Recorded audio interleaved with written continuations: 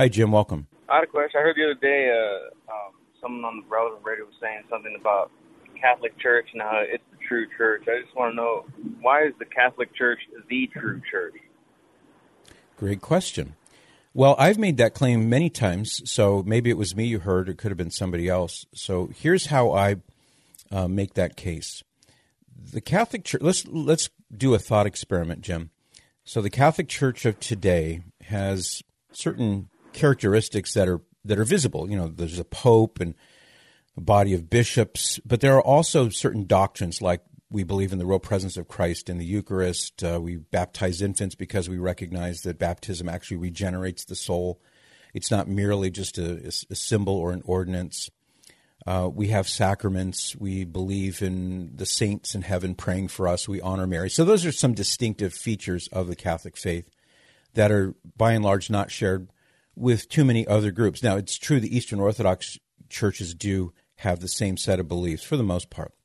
But if we do this thought experiment and consider that in the Bible, in the New Testament, Jesus gives certain clues about the nature of his church. So, for example, he says in Matthew 16:18, he says, "On this rock I will build my church, and the gates of hell will not prevail against it." So a couple things there. It's Jesus who founded this church, not Peter or Paul or any of the other early apostles. Jesus says, "I'm going to build my church." He's the founder of it. So whatever church it is, it's got to be traceable back to him. He talks about how the church will not be overcome even by the gates of hell. Now, that's an odd phraseology because you don't typically bring gates to a battle. I think maybe it's better understood that the gates of hell cannot withstand the onslaught of Christ's church. But in any case, this church, he says, is going to exist in perpetuity. He says that in Matthew chapter 28, 19 and 20, where he says, "Go into the whole world, baptize, teach them, and behold, I'm with you always, even until the end of the age." That's another way of saying until the end of the world. So there's another promise of perpetuity. In Matthew chapter 5, Jesus talks about how the church, speaking to you, the members of the church, he says, "You are a light in a dark place." He says, "No one lights a lamp and then hides it under a bushel basket. It's put in a place where it can give light to everyone." He follows up that by saying, "You are like a city set on a hill." And I'm sure you've seen a city or a town up on a hill or a mountain. You can see it for miles away. So clues like this indicate that not only will the church have certain distinctive characteristics, but among those characteristics will be it is visible. The church is visible. You can tell.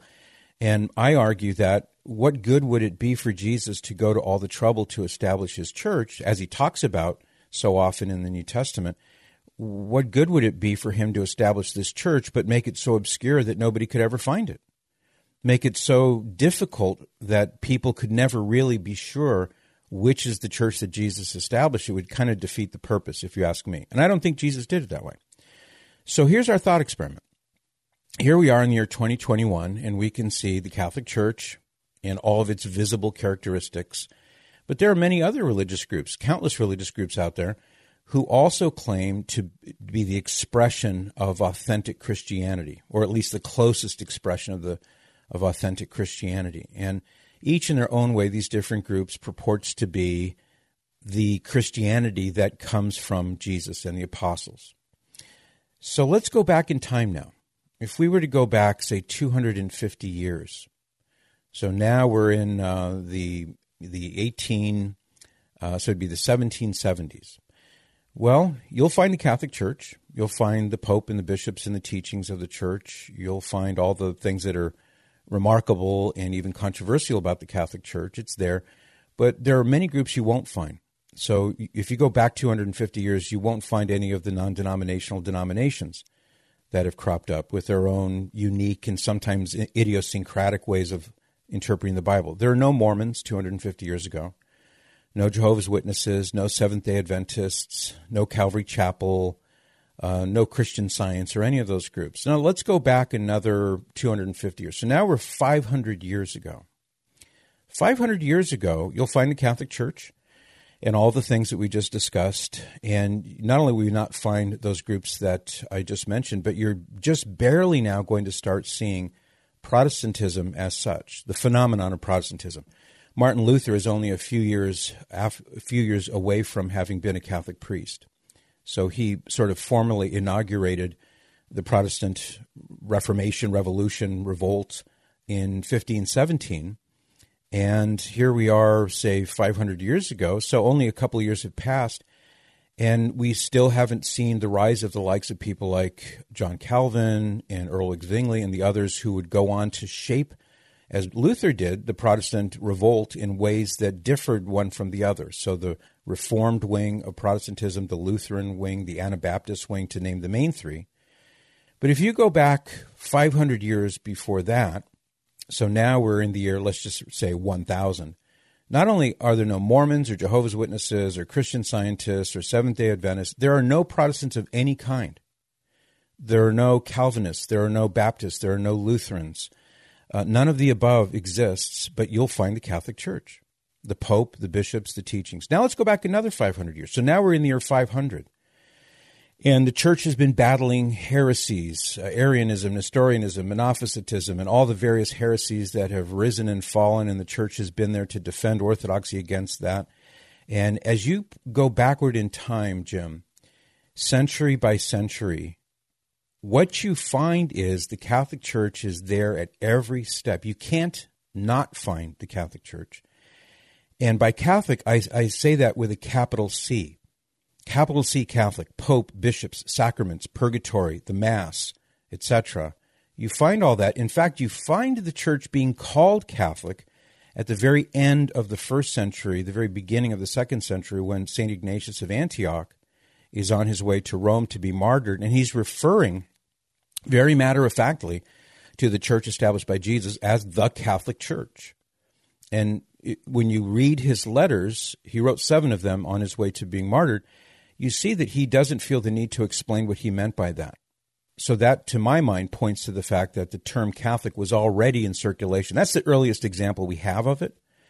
But it seems reasonable to assume that they were already referring to themselves as Catholics because he doesn't feel the need to explain what he means by that, and none of the contemporary writers say, what? The what church? What are you talking about? What church is that?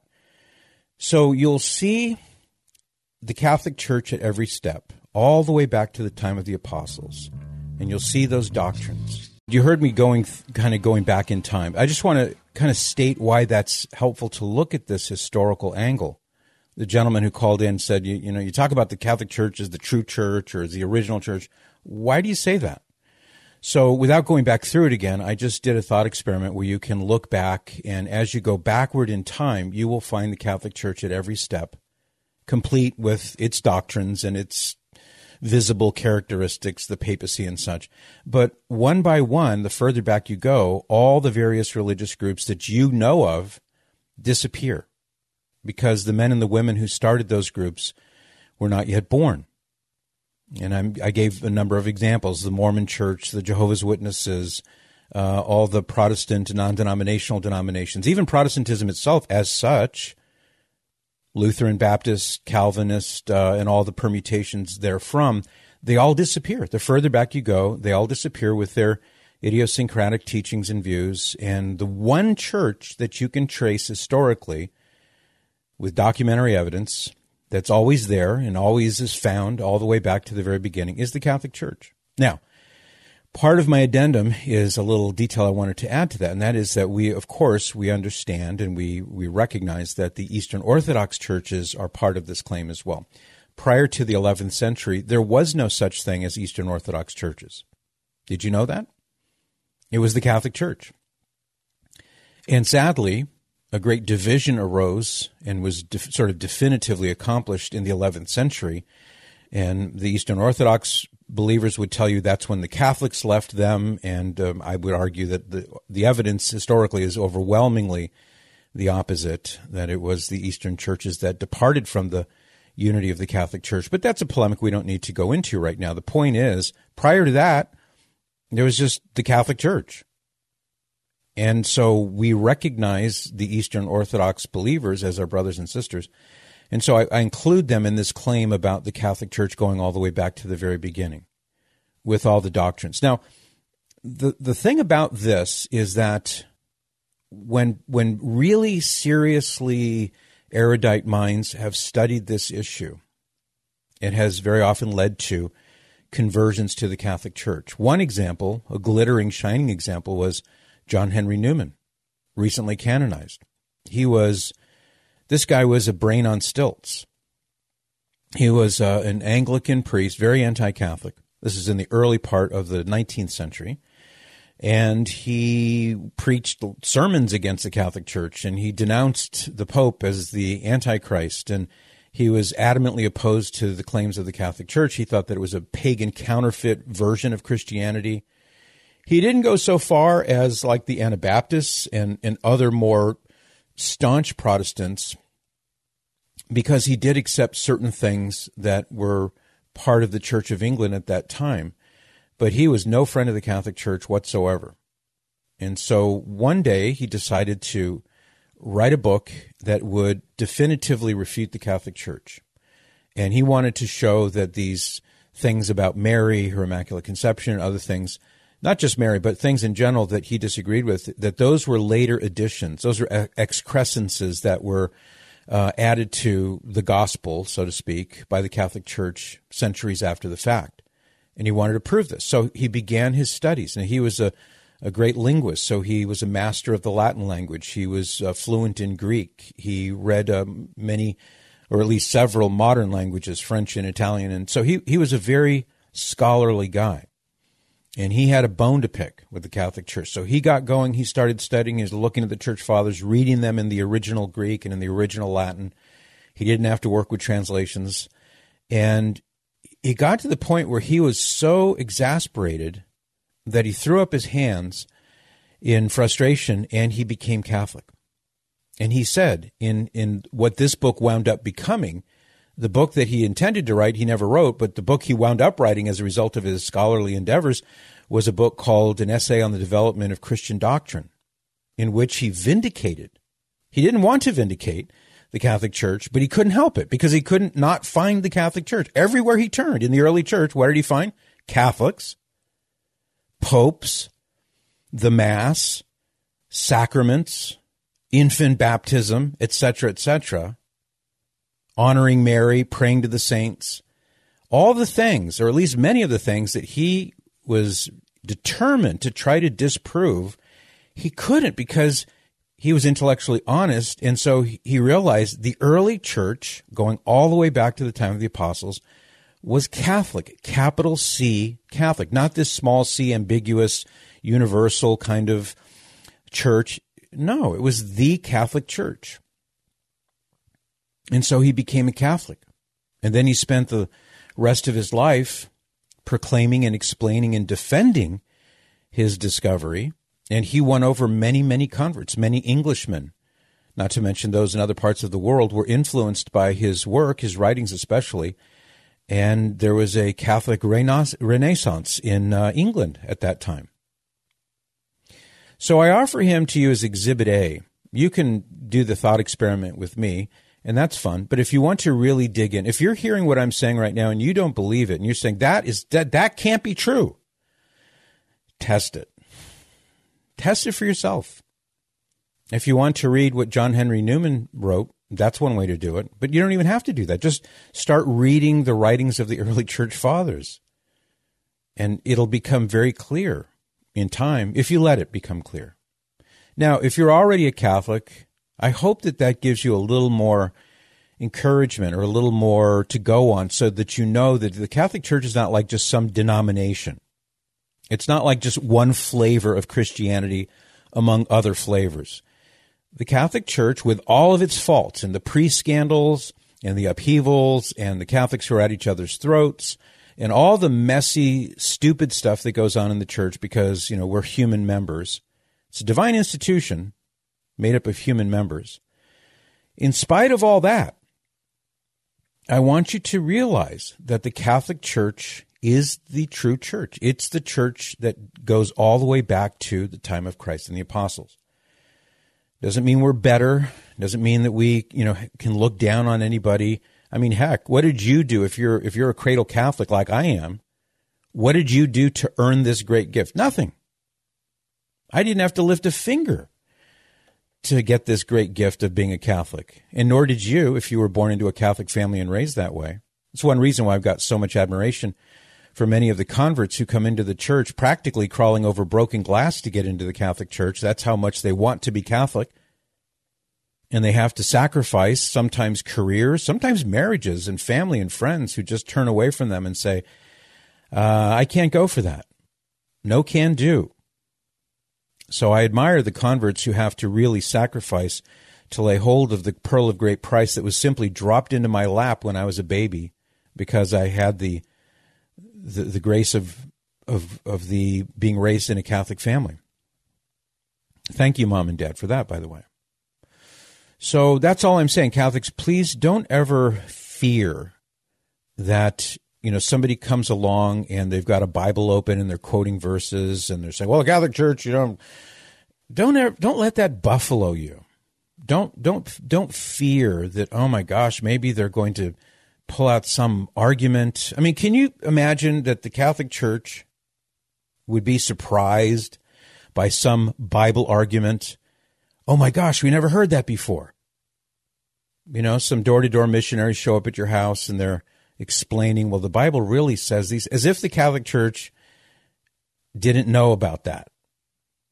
And while I'm at it, here's another thing to remember. The person who comes after you, maybe with a smile on his face, maybe not, but who comes after you with a Bible, using the Bible to attack your Catholic beliefs. Check this out. He wouldn't even have a Bible if it were not for the Catholic Church. You say, what? Yeah, check this out.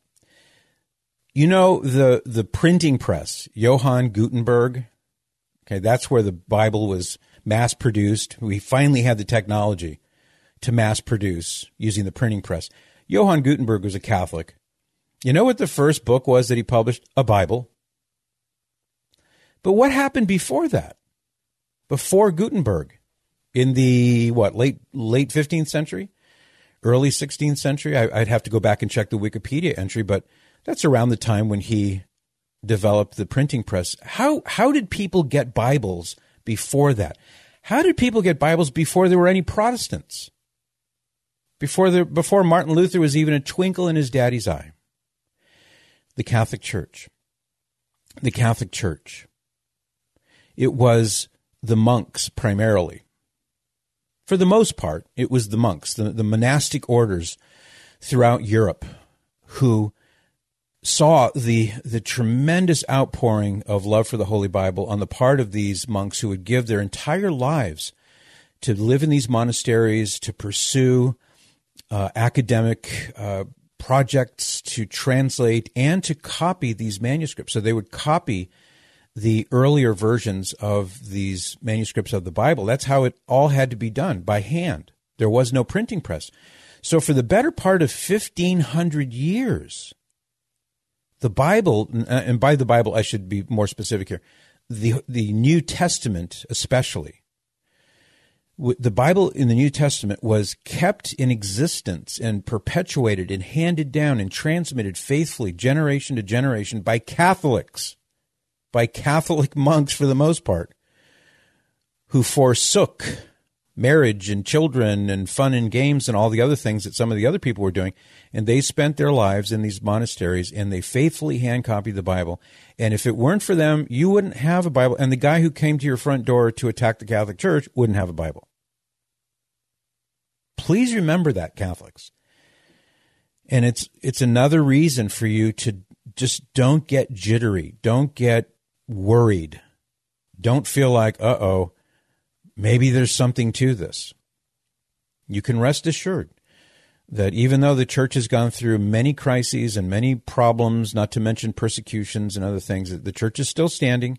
The church is still here, maybe battered and bruised and not looking as good as it has in some other times. The church always seems to be in a state of disarray, if you ask me. That's one of the consolations that I have looking back on church history. Sometimes when I'm depressed by the infighting I see in the church and the Catholics who I would say don't really live up to the faith. It's true of all of us when we sin, by the way. Or the Catholics who are trying to take the church in a wrong direction doctrinally. I look back and I see this has been like this for the most part. Most of the last 2,000 years, the church has been in a state of uproar. And there have been a few punctuated moments where the church is in a relative state of calm, but most of the time, the church tends to be in a kind of uproar with division among Catholics. It is a scandal, that's true. Jesus said, Father, may they be one as you and I are one. So unity in every respect is what Jesus wants for us. We always seem to mess that up. But just think about that too. If you ever find yourself feeling a bit depressed or a bit worried about what's going on in the church, just think about that. The church has been built for eternity. It's been around for 2,000 years. I don't know if we have 2,000 more years to go, but the church has made it and will continue to do so. So, end of sermon. But I just want you to know that because it's so important and so infrequently do you ever get a chance to hear that. For more of The Patrick Madrid Show, visit relevantradio.com/Patrick.